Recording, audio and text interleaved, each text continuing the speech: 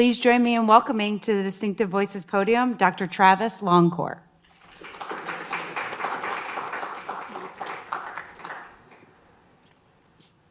Thank you for the invitation and for the introduction, Jennifer, and for you all coming out in person, and for those of you who are tuning in online.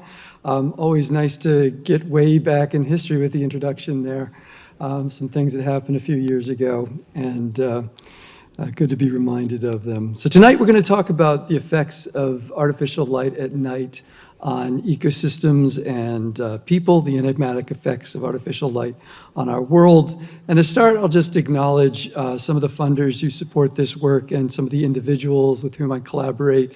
Anyone who does work in the sciences and shows up at a talk and says that this is my work, there's a whole bunch of people else that they're working with. So always want to thank those folks, and there are more as well in the papers. So I'll start with a bit of a story, how this work got started about the effects of light at night.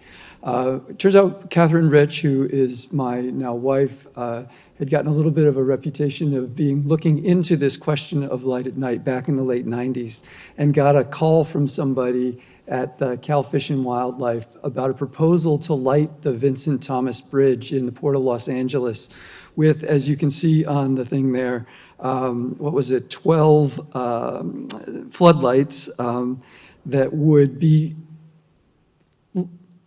oriented directly upward from the light, from the bridge, as a public art project. And there was some concern about what these very high wattage, high output floodlights would do in terms of their impacts on the environment. And so she and I, with her, got together a consortium of people to actually bring information about the effects of light at night on birds in particular, but also on astronomical observation to the California Coastal Commission. There was a little jockeying ahead of that time to actually get the Coastal Commission to look at the project, but once they did, this ended up being the first time that the California Coastal Commission found that degradation of the night sky was a significant adverse impact on coastal zone resources.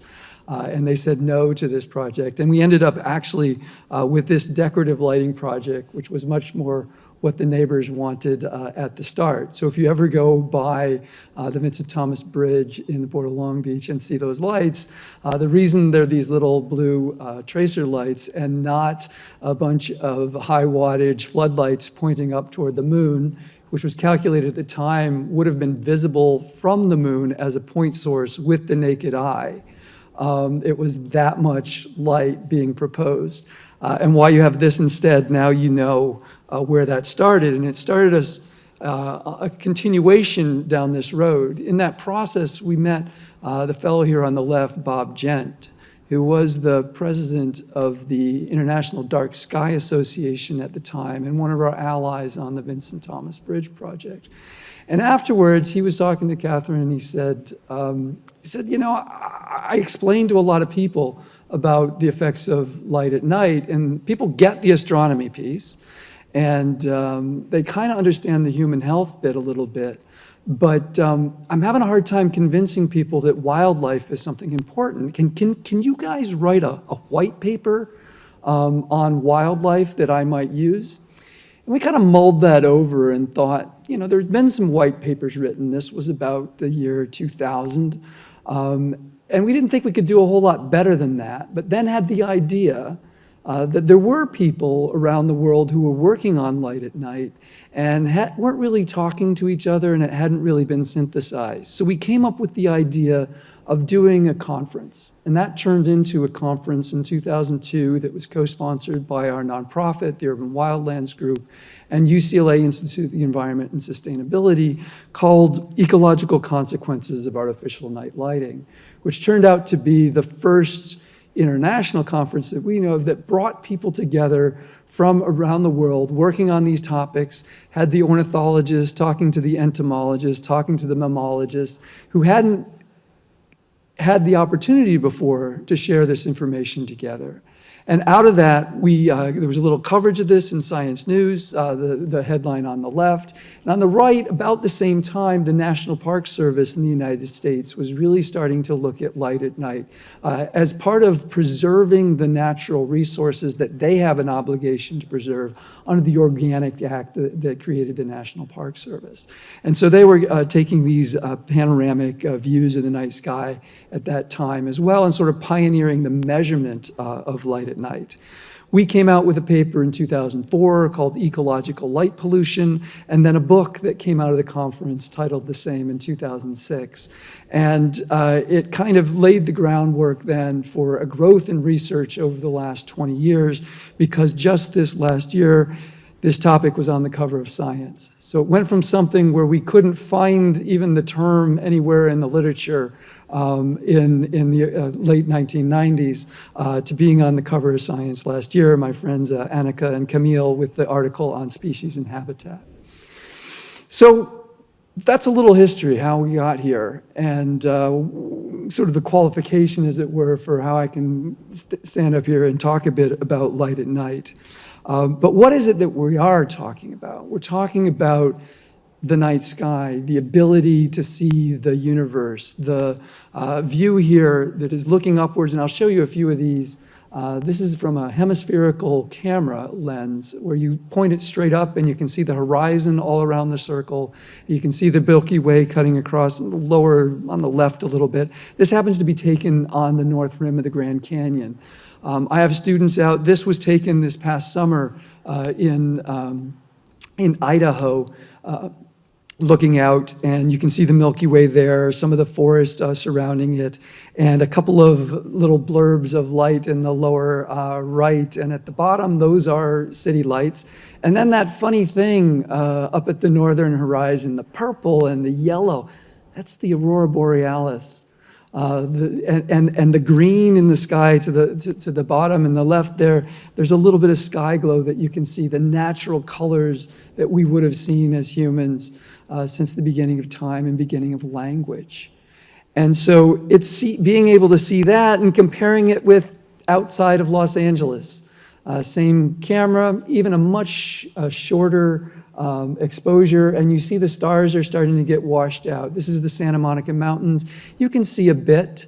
You can see the Milky Way still out there, but then you go to Griffith Park and the Santa Monica Mountains next to downtown LA with a little bit of cloud cover, admittedly, but there is so much light that is coming off of the city of Los Angeles and reflecting against the clouds. It never gets dimmer than the brightness of a full moon. Think about that. You know, all of history you had lunar cycles where it got dark and when the moon wasn't up and you couldn't see things. Maybe you had a little starlight if you're lucky. And now there are places that never, ever even get dimmer than the full moon. It's a profound change that we're talking about. And how profound, I did this very precise reconstruction of a satellite view of Southern California from space at night 3.5 billion years ago. Yeah, there's no light there. The dinosaurs roaming Southern California 65 million years ago, and there's no light there. Humans coming onto the scene 40,000 years ago, and this is what it looks like from space. All that evolutionary history, and then you come to the modern era, and this is what you see.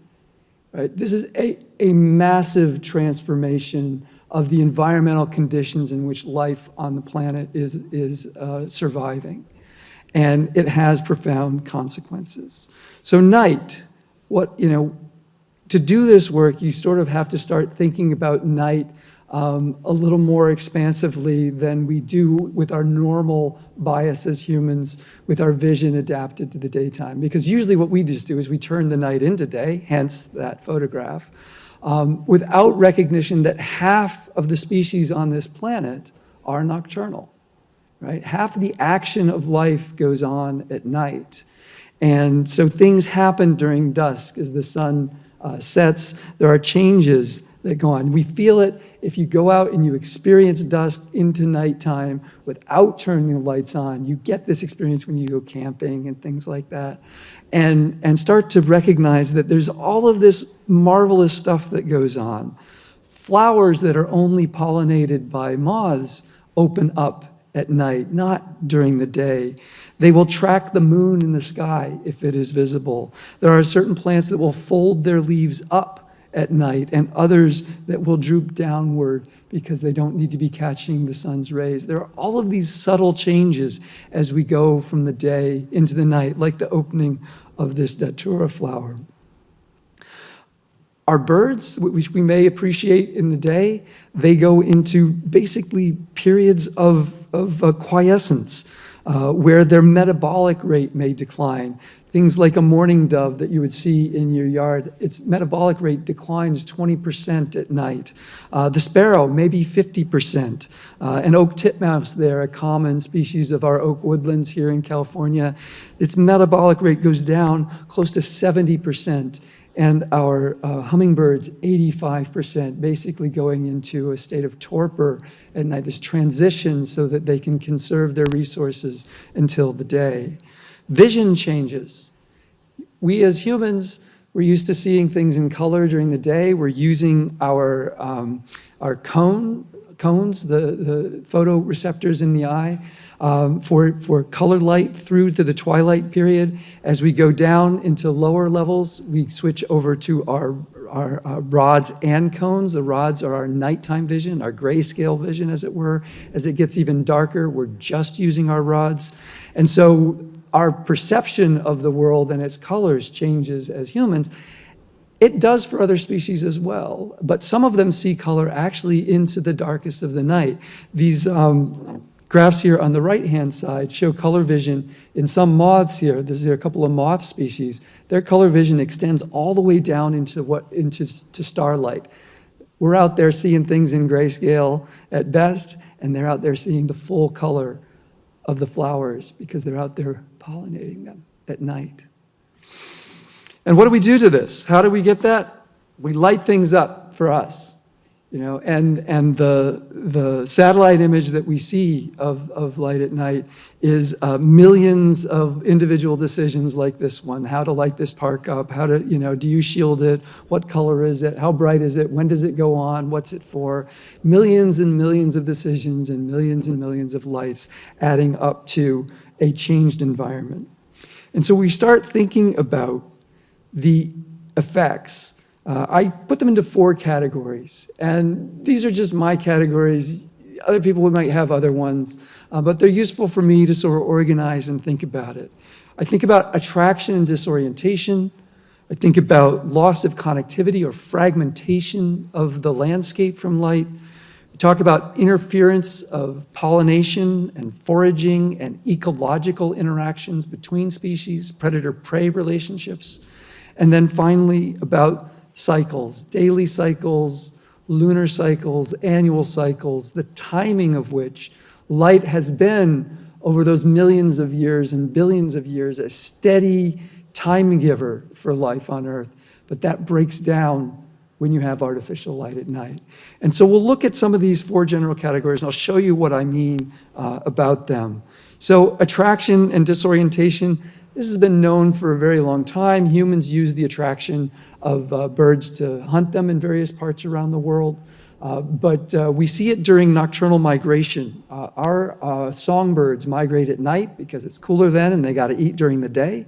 And when you put out bright lights, like this painting of the Eddystone light from 1912, you end up attracting those migratory birds in the millions sometimes in areas.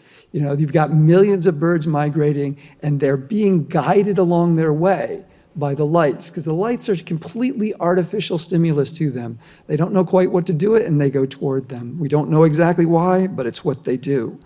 And we can see this now, going from that 1912 painting to today's technology.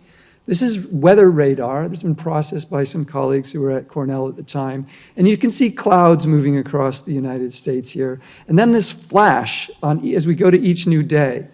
That flash, those are birds that are taking off and migrating and being picked up on weather radar. Our weather radar is good enough to identify individual birds. It can actually identify insects. And so they have gone about calculating, I just looked at their calculations, tomorrow night we're predicted to have 685 million birds migrating in the night sky over the United States. 685 million birds. And what happens when they encounter lights, they get attracted to them. It affects their very distribution across the continent during migration. What can happen? They get attracted to places that have lights, and places that have lights have glass, usually. And so they end up on the ground during the day, they're foraging, they're in a city, they're next to a home, and then they can run into a window like this ovenbird. We know this for certain because we have some, experiments. They weren't intended experiments, but they ended up being that way. This is the tribute in light from the 9/11 memorial in New York. And those lights going up into the sky in September attract birds, and they've documented it using weather radar. Birds from over a mile away, getting thousands of birds trapped in those beams, just circling in the beams because they don't know where to go once they get there. All of those points up there in this video, those are birds flying around in this memorial beam. And what happens is New York City Audubon monitors, and when the numbers get too high, they will actually turn the beams off for 15 minutes, let these birds make their way and on their migratory route to the south during that fall migration. This happens also for seabirds. It's not just our songbirds. Seabirds are vulnerable because as fledglings, they fly out to the ocean. Their first flight as a fledgling out of their burrow nests is out to the ocean. And they are highly attracted to light. And one of the reasons we think seabirds are attracted is because light out on the ocean tends to represent bioluminescence that can be associated with food. And so they do have a natural attraction to light and do this. And we can see here that some of these species are endangered, and we have to take conservation actions in order to protect them from being attracted. The most common example of this, of course, are sea turtle hatchlings, which are attracted away from the place that they should go, which is into the ocean, and toward the brightest horizon. They go away from the darkest horizon. And so they end up getting eaten by predators, run over by cars, desiccated, and die because they don't go where they need to go, which is directly out to the ocean. So these behaviors can also add up to fragmentation. So animals that do not find their way across the landscape like they should because there's lights in the way. And I'll give you a couple examples of that. First is this Corey's shearwater. This is one of these seabirds that nests up in burrows, and then the fledglings have to make their way out to the ocean. My colleague Aaron Rodriguez and his collaborators put radio trackers on them. And you see the first two get out to the ocean, and the rest of the 9 birds end up scattered around the lights. The 2 maps, one is just a road map, and the one on the left is the lights. And you see they're all coming from the same spot, and then they end up going to where the lights are. And once they get grounded on the ground, they actually aren't really good at getting aloft again. You got to go and pick them up and basically throw them off a cliff. So that they can get some lift and get out to the ocean. So this is a serious issue. If 7 out of 9 birds are ending up on the ground underneath lights, that's a major conservation consequence and a fragmentation then of the landscape. So then we have our ecological interactions. These are pollination. So any of our nocturnal pollinators can be affected by lights in various different ways. We have researchers now who have shown that there's decreased pollination effectiveness under streetlights, and that actually can spill over into the daytime because the plants that are pollinated at night are there in the day as well, providing nectar and resources. If you have lower pollination at night, you have fewer plants during the day, and you actually get lower daytime pollinator populations in places that have light at night because there's a spillover effect of that pollination into the daytime. So this is just an example of a hawk moth. Also predator-prey relationships, prey species wanting to not be found by a predator, predators not wanting to be seen by prey, et cetera. I'll give you an example from one of my studies here of the location of grunion runs and western snowy plover roosts on the Southern California shore. So those of you who are living here, I'm sure you've all heard of grunion. We know this is a beach spawning species, and it will spawn on the new moon and the full moon. So it's used to being out in full moon conditions, but also on the new moon. And then snowy plovers is this adorable little bird that's pretty rare now. It nests on beaches and it migrates in winters in Southern California, but also would if we didn't bother its beaches by grooming it and putting our towels out of them all the time. They would actually nest here pretty much everywhere as well. So we had a couple of citizen science data sets. There's a group called grunion graders that have gone out and documented where all the grunion runs are. And various Audubon chapters who have looked at and know where all the western snowy plover roosts are.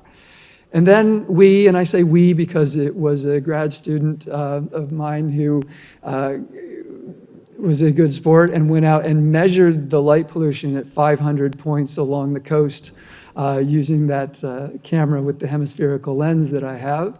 And we created a model to understand the light exposure and a bunch of other things that these species are interested in, how far it is to salt water and fresh water and the beach type and whatnot.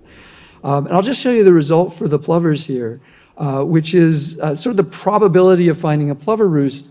It is low, it is higher down here with lower illumination. And then once you get past a certain point, your probability of seeing a plover roost site goes way down.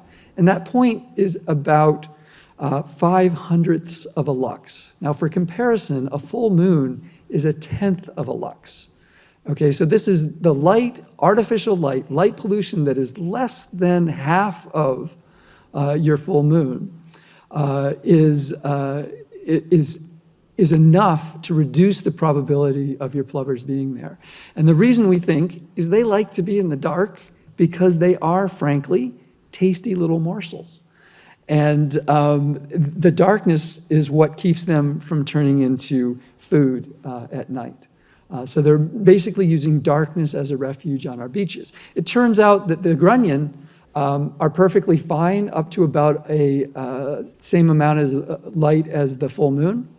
But past that, they tend to decrease as well. So, and that made sense because we already knew that they were going to be spawning during the full moon. So the full moon wasn't a problem. You get much more than that, and you also reduce your grunion spawning probability. Another study, and this is coming out end of this month, we looked at the use of habitat by mountain lions here in Southern California. This is a big study with, we have 100 lions that were all tracked with GPS collars, had all the locations of them, and then tried to figure out, according to a number of different habitat factors, how they were using their habitat relative to light. And we looked at sort of the nearby light, whether a satellite could see it, and also the light that's scattered in the atmosphere, so the sky glow, the glow of the light in the atmosphere. And we also looked at moonlight, because heck, maybe moonlight was affecting things as well. And what we found, of all these factors, so things that were important, deer habitat suitability and nearby lights.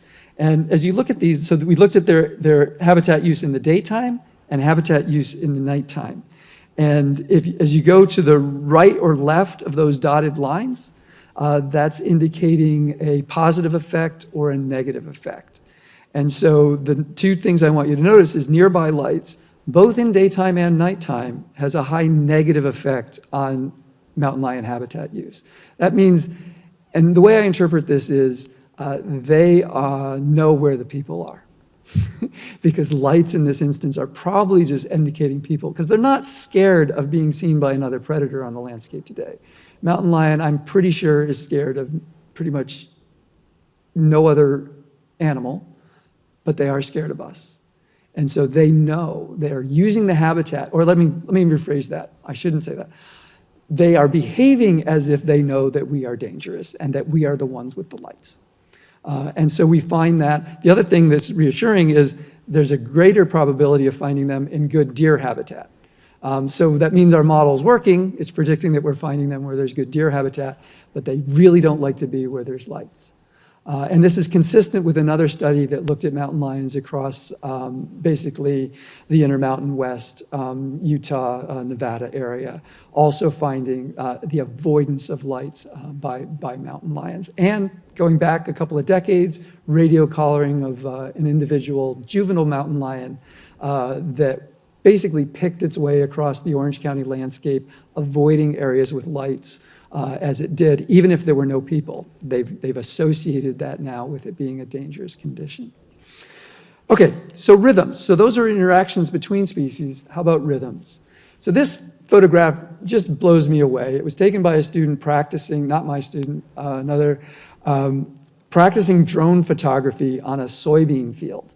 And what you see there is a street light and then a soybean field. And those soybeans would normally set seed at this time of year and get brown. But around the light, you can see that it's green, and that green sort of gets fainter and fainter as you go farther away. That's because it's not detecting that the day is getting short enough for winter to be coming. So quite literally, under the street light, the soybeans can't tell that winter's coming and aren't doing the things that they're supposed to be doing. They're not setting seed and basically dying at that point. And you know that that's what's going on because you can see actually the shadow of the light right there across that, that sort of arc of the soybeans. So that's absolutely the effect of the lights on the annual rhythm of the soybeans, which to me is pretty incredible. It's a big enough deal that there has been major studies on this phenomenon documenting the amount of money lost by farmers to streetlights. Because you can't sell soybeans that don't set seed. It causes a bit of an issue. So that's one example of a rhythm. There are many examples from birds about rhythms. This is a headline from some years ago where nocturnal illumination causes birds to sing earlier in the morning, and then the females, this is the males singing earlier, and then the females think, oh, well, he must be, good male, and they go mate with him. Turns out they're just under a street light. They're not actually, a mature male holding a territory. But there are just dozens of examples. We've known since the 1920s that you can change the timing of egg laying in birds, wild birds doing this. And of course, there's an entire poultry industry now that does this basically as part of their cultivation practices, taking advantage of lights to induce laying in hens. Breeding is earlier in the year in lighted environments. There are dozens of examples of daytime active species being active during the night under lights. The laid date being affected, the timing of migration, which you can start to think would become kind of a problem because you, say, have a wintering ground in the example I'm thinking of in Central or South America, and it turns out that the lights on the wintering ground influence the timing of the return flight of the birds to North America. And if they show up too early, then their prey might not be there. The insects might not be active. They show up too late. They might have to be trying to breed before the season is over. So we are messing up our annual cycles by things that you would think aren't related to it. Lighting on the wintering ground in Central and South America. Molt progression also affected. And then the dawn chorus, the one that turned the little immature birds into looking quite attractive to the females in terms of changing the light. So these are all, the effect of light being a signal of daytime, nighttime, lunar, and or circannual. But what about cities? And then what about the other thing that we didn't cover in our conference very intentionally, which was the effect on humans? What about humans? I mean, because this is a photograph from Europe, you'll notice from the license plates, and not an unusual circumstance to have lighting installed like this. We do it here in the United States as well, but that's a lot of light, especially given that those are people's bedrooms that the light is shining into. And what if you're out in this? What does that mean? How are humans affected? And there's I want to sort of get the nuance here. There's kind of two different things that can be happening, and people who research on it sometimes are talking past each other. One is sort of affecting the circadian rhythm itself of humans, which we measure by looking at the production of a hormone called melatonin. And you can take melatonin to sleep at night. Well, it's because it's our nocturnal hormone. Your body only produces it when it's dark. And you can suppress its production by being exposed to light. And so that's sort of the sort of classic definition of disrupting the circadian rhythm, is when you've suppressed the production of melatonin. And the other is what they refer to as masking behavior, which is where your underlying production of hormones is right, the underlying cycling is right, but your behavior is different. So you've been woken up by something and you're not sleeping, you're doing something because of the light, you're masking your actual circadian rhythm. So it's actually still functioning as a circadian rhythm, but you're doing other stuff, you're not sleeping, for example. And so the question is, could something like this suppress melatonin?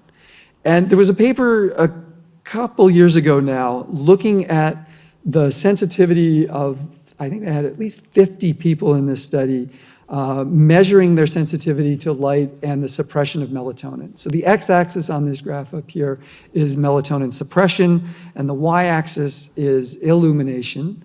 And for reference, as I said, one down there at the far left, that's still brighter than a full moon, okay? 50 lux is a normal indoor environment illuminated.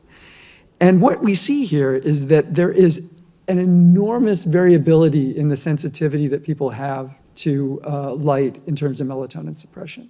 There are some people who at 10 lux have half of the melatonin suppressed. Other people, it takes literally 10 times that amount of light to suppress their circadian rhythms, this melatonin suppression. Now, I will say, just eyeballing it, those street lights, if you went out and stood underneath them, are bright enough to suppress melatonin in some people, right? And so to answer that question, yes, that could be affecting people.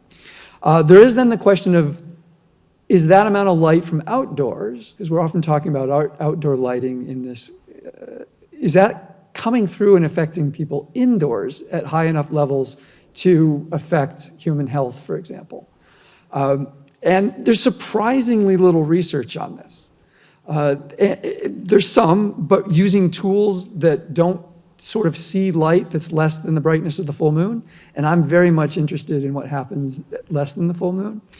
And so we did this is just some preliminary work with a student of mine.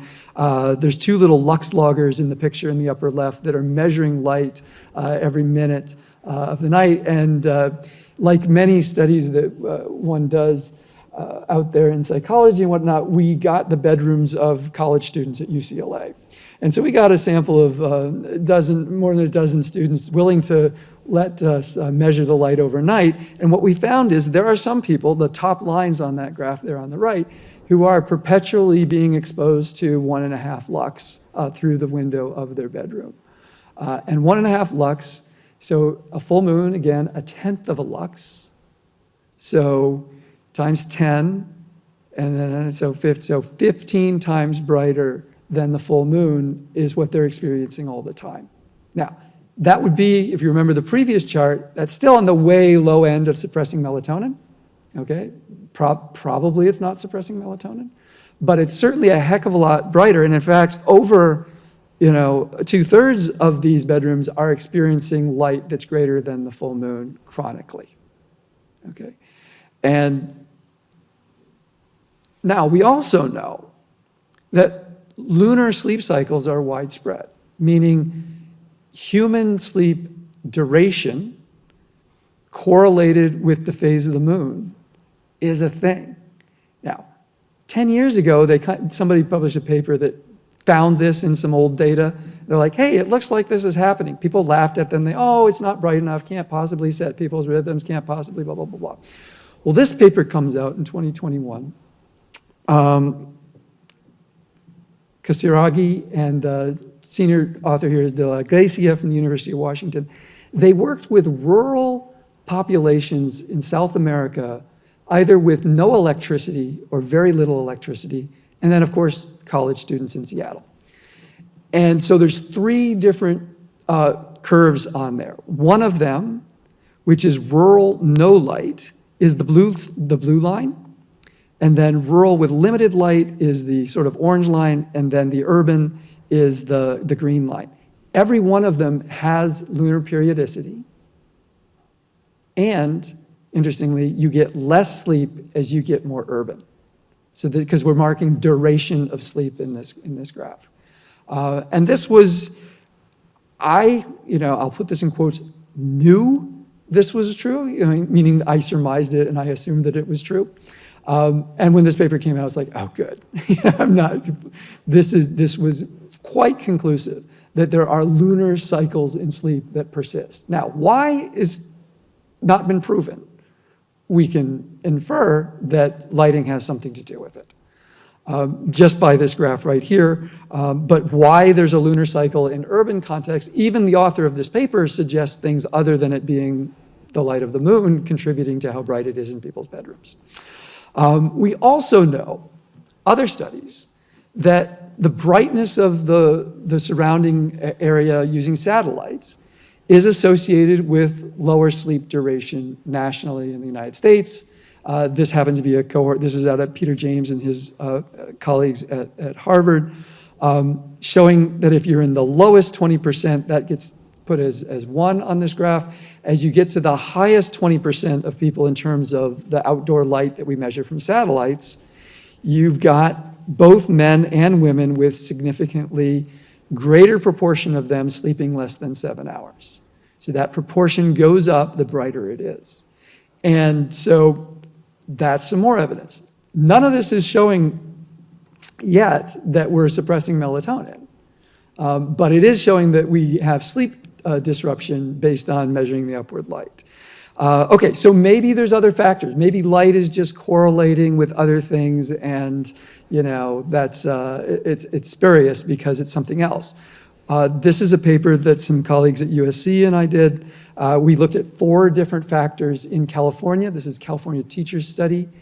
We looked at noise, light at night, access to green space, which is associated with increased sleep duration, and air pollution. 3 of these are significant: light at night, green space, and air pollution, even when you take into account the effects of the others. So if you live around green space, you sleep more than other people. That's the big effect in here. But you also sleep less if it's brighter. And that's what the second line up there is showing us. Even when you take into account noise, even when you take into account pollution, which is associated with lower sleep, this also demonstrates what an environmental justice issue this is. Because if you want to think about the demographics of people who have a lot of light in their environment, a lot of noise, a lot of air pollution, and very little access to green space, these are our poorest communities, right? So this is a justice issue, and we find this showing up in the national studies that Black women are particularly susceptible to lower sleep durations.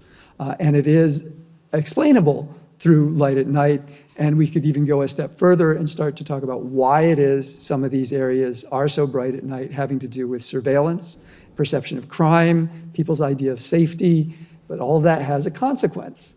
And the consequence is, we believe, at least I believe from the data, is in sleep. Okay, now, here's where it continues to get interesting. So that was all about sleep. There is also a healthy body of epidemiological literature that connects cancers, particular cancers, to exposure to light at night, or at least correlates them with light at night using satellite measured light measures. And so this was done first with breast cancer, also with prostate cancer. I've been on a couple papers, non-Hodgkin's lymphoma. There's a number of these that are, the pathway is pretty clear for breast and prostate cancer because these are hormonal cancers, and melatonin is actually a very beneficial thing that we have because it's an oncostatic hormone. And that means that it keeps cancers from growing. So you might have an incipient cancer, but if you have adequate melatonin, it keeps it from growing.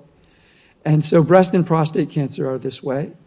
And the mechanism has pretty clearly shown. This is just a study from the state of Georgia, increases breast cancer risk by lighting about 12% is the magnitude of the effect of light on breast cancer rates in Georgia. The mechanism has been demonstrated in the lab empirically. And this is a paper came out quite a while ago now by my friend David Blask in New Orleans. What they did is they grew breast cancer tumors on laboratory rats, and then they took female volunteers and either had them exposed to light or in the dark, and then collected their blood. And the ones who were exposed to light have no melatonin basically in their blood. The ones who are in the dark have melatonin in their blood. Then they take that blood and they perfuse it, and they can actually have that be the blood that the breast cancer tumor that's living on the lab rat experiences. And then they can see how well it grows, either with the blood from the women who've been in the light or from the women who've been in the dark. And what it shows is that when they get the blood from the women who've been in the dark that's full of melatonin, those tumors do not grow as quickly. It suppresses their survival and growth, opposite for without it. And so that was the sort of proof of concept of the mechanism for how this would work. The international bodies now recognize that they don't specifically say that light at night is a breast cancer risk. What they say is that shift work is a probable carcinogen through the mechanism of circadian disruption and lack of production of melatonin.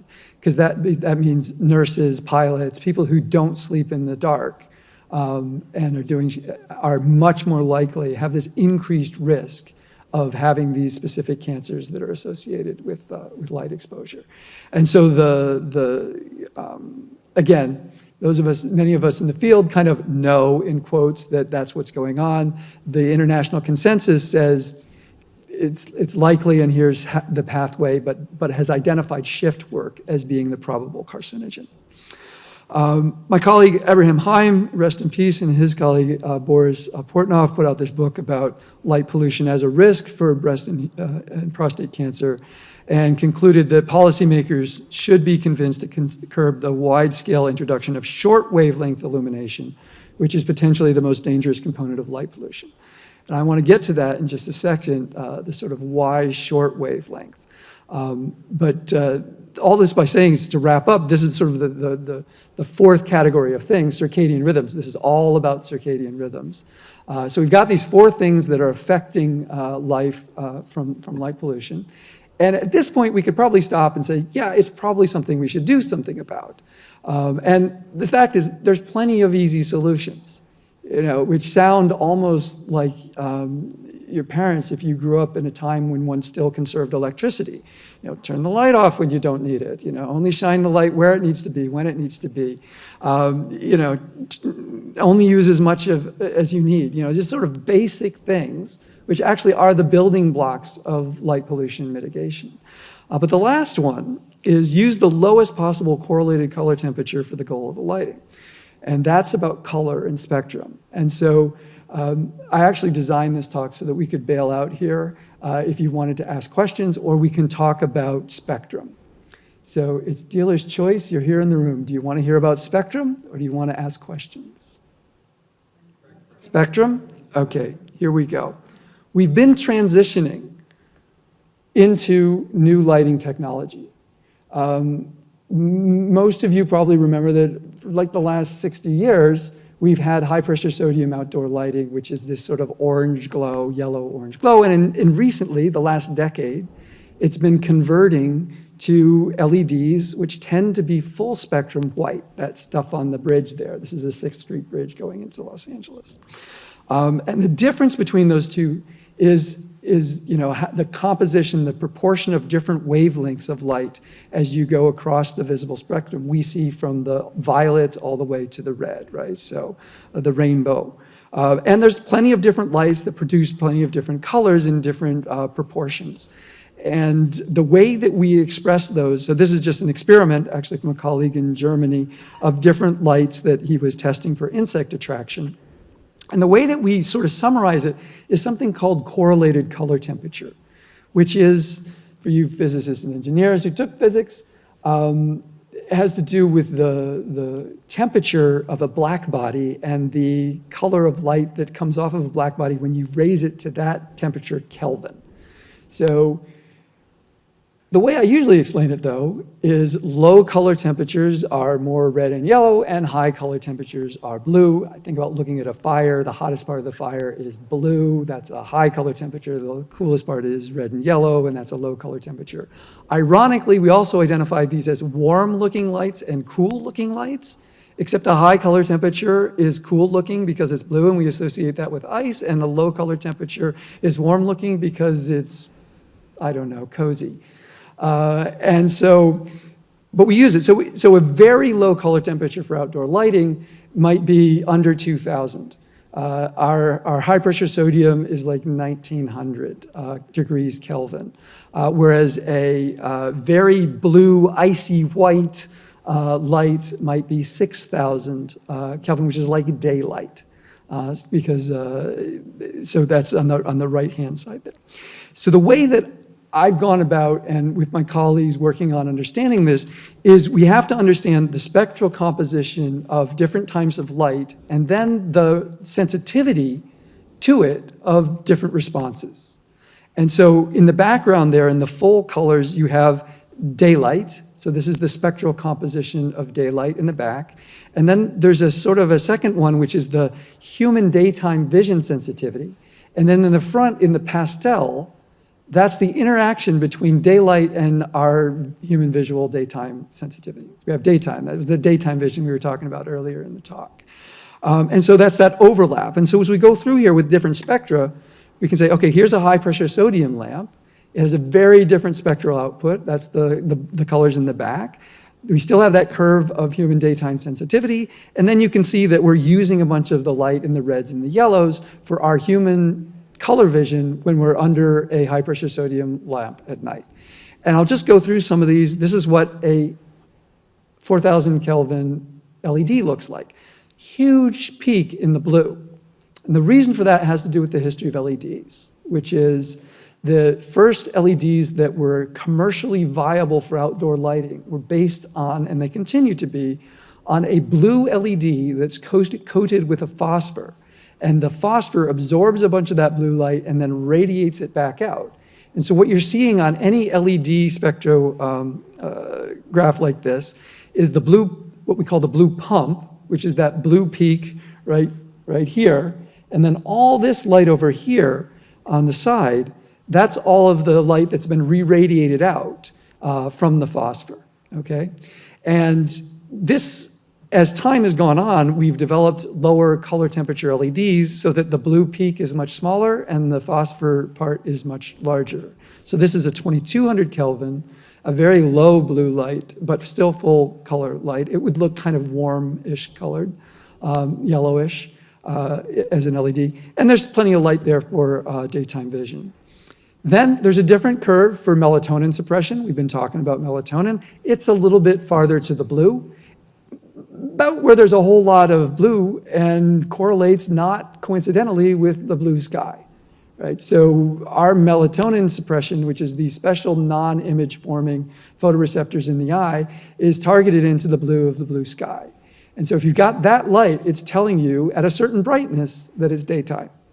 So blue light at night at certain brightness signals the body in pretty much all organisms. That paper just is a preprint right now for some colleagues. It's pretty universal. That's the signal. High pressure sodium, much less signaling. So you can have the same brightness in terms of our perception of brightness in our color vision, but very different levels of potential circadian disruption. Here, looking at melatonin, there's a 4200 Kelvin LED, so it's going to have much more melatonin, much more circadian impact than the high pressure sodium or than that 2200 Kelvin. So lower color temperature, warmer looking light, less blue light, less daytime signal. All right. We also have curves for moth. for other species. This happens to the moth curve. This was published in 1964, very much to the shorter wavelengths. They love the ultraviolet even, things that we don't see. The black color on that graph up there to the far left is light that is filtered out in our eye and we don't even perceive as light, which is not part of our visual system, but is the part of the visual system for many other organisms. And so we can look at daylight and high pressure sodium and the moth attraction. And so this interaction between the response curves and the output of the lights that helps us to predict what the impacts are. I won't go into it, but we've done a few studies with insects that demonstrate that you can predict the attractiveness of a light to insects based on knowing some of these curves. Okay, one of the reasons behind it is that this could be a way that we can approach this question is some species don't have the same amount of color vision as humans do. So deer and horses, as it turns out, just don't see the orange and red really at all. Get super bright, they're gonna see it, but we as humans do. We have trichromatic vision, we have 3 cones. They have dichromatic vision, they only have 2, and they're missing the long one that we have, the one for the longer wavelengths that gets us out into the red. And so in theory, we could use light that humans see as part of our color vision that we see well while avoiding some of the wavelengths that other species are most sensitive to, is the concept for how to mitigate this. But we didn't have a whole lot of other species information compiled until Caltrans hired me a few years ago to look at this question. We had like 7 different curves or a dozen different curves. And I went and scoured through the literature to find out what's the spectral sensitivity of every species of terrestrial wildlife we can find. And then, of course, they're in old journals and you've got to digitize them and make them digital as opposed to, something that you photocopy. And so now we've compiled 175 different spectral sensitivity curves. So we had that moth one from 1964, it's still in there. But now we've added all these others that were just sort of buried in the literature various places. And that's an average curve through all of them. And I've put where human peak color vision sensitivity is because it's to the right of the peak of the sensitivity of everything else, meaning toward the longer wavelengths.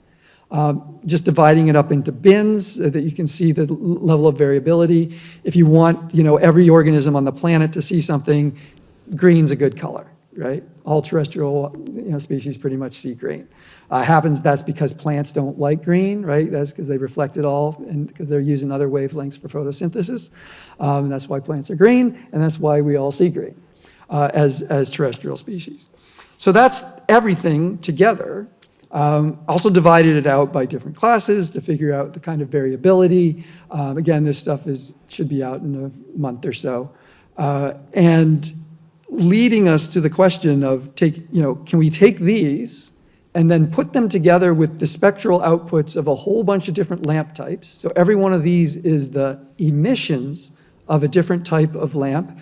D65 in the upper left, that's our daylight. And the rest of these, some of them were measured on the street, Los Angeles LED on the upper right there. But just a bunch of different lights. And put those things together, do a little math on them, and what is the message that you get? So this is showing the predicted response for all of these different classes of organism and the average against, in the first column, correlated color temperature. But everything on the bottom, farther to the right is more blue, farther to the left is more yellow. And what do you see if you look across this chart? Every single one of those lines has a positive slope, meaning the more light, the more blue light you have, the greater your predicted effect is on any particular group of organisms. Including, if we want to minimize human impacts on our circadian rhythms, the second column, which says melanopic, that is the response curve for human circadian rhythms, the melanopsin, the melanopic response. And every one of those is a positive slope, meaning if we want to avoid those impacts at night, we should be using lights that are yellow and red, not blue. So we know enough to take action. And just over here, I compared all those lights to the high pressure sodium, and there's only a few that are less sort of melanopic, less circadian rhythm impacting than a high-pressure sodium that was the standard for 60 years. And that means as we convert to lights that are more full spectrum, more white, more blue, we're probably going to see more of these impacts to human health, if that's what's in fact going on. And there's a study that shows this now. From Spain, they use photographs from the International Space Station and know what areas of Madrid have a white light versus yellow light, and it is a significant predictor of cancer. So we can do that, and I put the pictures here on the left because there's plenty of examples of how we can mitigate. We have these things. These are yellow lights that are off the shelf that you can buy today. The top photo here that looks yellow, that's an actual installation in Hawaii of low circadian impact, low wildlife impact lights. They did it there also for astronomical observation purposes because it minimizes the effect on the astronomers. And then they divided out the channels, the red, the green, and the blue. And you look at the blue at the bottom, you can hardly see the city if you just look at the blue light. You can see the moon because the moon has blue light, but it's not bright enough to do any more than sort of affect our sleep a little bit here and there, right? And then we can also do things like mitigate the landscape itself. I'll just show you this quickly. This is the actual route that wildlife needs to take to get across the 101 freeway right now, north of Los Angeles, and that's the amount of light. If you go through that tunnel, you can get under 10 lanes of traffic. We've designed and figured out how to create a dark path instead of that bright path by berming up, and there's going to create an overpass. This is the Wallace-Annenberg overpass. It's under construction now north of Los Angeles. I've been consulting to the team, and light and the nighttime environment is integral to the design that's going in there to create a path that blocks that light and minimizes it so that wildlife can get across that location. And we just have all these examples of things we could be doing better. You know, getting the light from shining in the water, it's not helping us in the water. You know, it does hurt fish, and I didn't talk about fish. We got lots of literature on fish. You know, even things like this. It's good in that it's low intensity. We actually have studies that show that this affects the distribution of your ground-dwelling beetles, and it increases your number of slugs.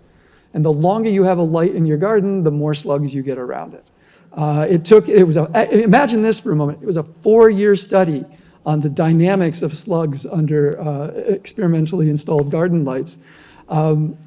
Patience, respect, and it was pretty clear. They didn't see the effect in the first year, but by the 4th year, they had dramatically increased slug numbers under their lights. So we're looking for things like this. Amber lights, low, where it needs to be, not glare. This is a little higher. And so these are just from some great designers that are out there taking this into account. We can do it. It takes good designers. It also takes good lighting engineers and infrastructure officials, places like Caltrans, who are taking this information and trying to work with it, who are doing things like, you know, building that overpass and allowing the integration of light pollution concerns to be put into it. This is a national park retrofit Nancy Clanton did. Enough light there to get around, let people's eyes adjust and use it. There's just so many examples of what we can do if we use the right spectrum. So with that really is the end of the talk. And my email's up there, and I'll take questions here. And I think from the online, there's a chat as well if we want to get to those. So starting up here.